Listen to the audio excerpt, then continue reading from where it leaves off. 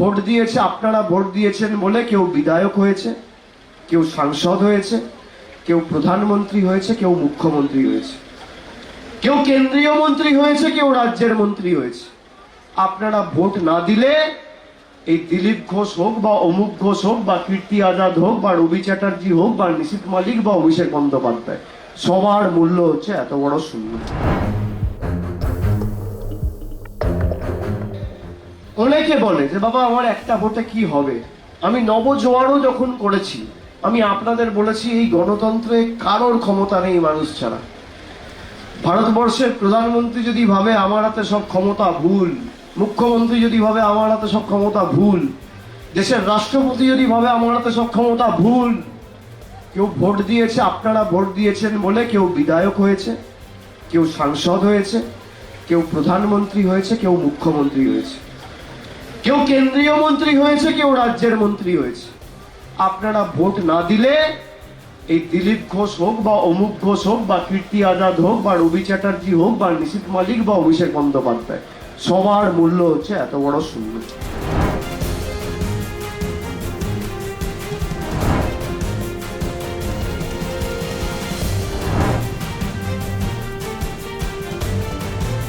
দিলীপ বাবু মেদিনীপুরে জিতেছিলেন, 5 বছর সাংসদ ছিলেন। আচ্ছা বলুন তো, তাহলে বিজেপি মেদিনীপুর থেকে তাকে দাঁড় করালো না কেন? হারবে কেন? তার কারণ মানুষকে পরিষেবা দেয়নি। 5 বছর ধরে সাংসদ, 5 সপ্তাহ মেদিনীপুরে সময় দেয়নি। সেই লোকটাকে তুলে এনে বর্ধমান দুর্গাপুরে প্রার্থী করা হয়েছে। অমিত শাহ সভা করে বলছে যে এখানে যে রাষ্ট্রায়ত্ত কারখানাগুলো রয়েছে আমরা সেগুলো খোলার ব্যবস্থা করব। আপনি 10 বছর কি নাকে নস্যি দিয়ে ঘুমাচ্ছিলেন?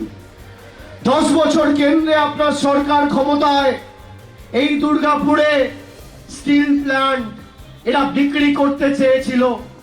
কর্মীদের প্রতিবাদে, প্রতিরোধে এরা করতে পারেনি। মানুষ যেভাবে প্রতিবাদ প্রতিরোধের রাস্তা বেছে নিয়েছে এরা পারেনি। ভারতবর্ষের প্রধানমন্ত্রী বাঙালিকে বলছে হিন্দু বিরোধী, তার কারণ আমরা মাছ খাই। কারা মাছ খান একটু হাত তুলুন তো, কারা মাছ খান একটু হাত তুলুন। মাছ মাংস ডিম খাই বলে বাংলাকে বলছে দেশ বিরোধী। আমরা নাকি দেশ বিরোধী। যারা বাংলার সংস্কৃতি জানে না, কৃষ্টি জানে না, ঐতিহ্য জানে না, তারা আমাদেরকে এসে বলবে যে মাছ খাবো না, ডিম খাবো না, মাংস খাবো।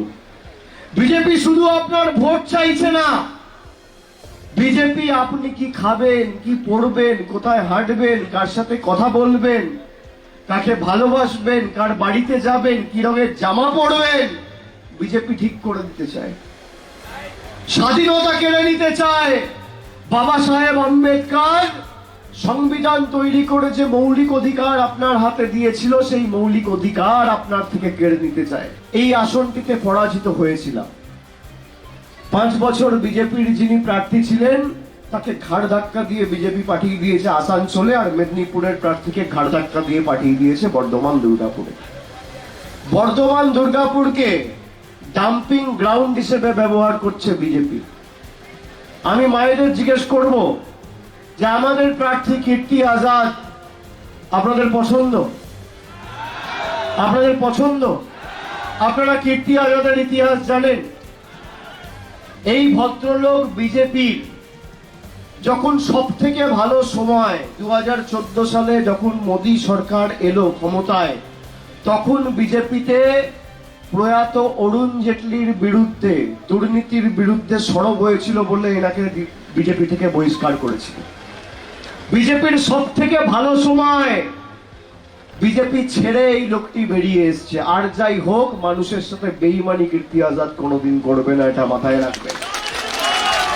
সব থেকে ভালো সময়, সব থেকে ভালো সময়, খারাপ সময় নয়। বিজেপির সব থেকে ভালো সময় দুর্নীতির অভিযোগকে সামনে রেখে বলেছিল যদি ব্যবস্থা না নেন তাহলে বেরিয়ে চলে আসবে। আর এই বিজেপি আমাদেরকে শেখাবে রাজ্য কি করে চালাতে হয়।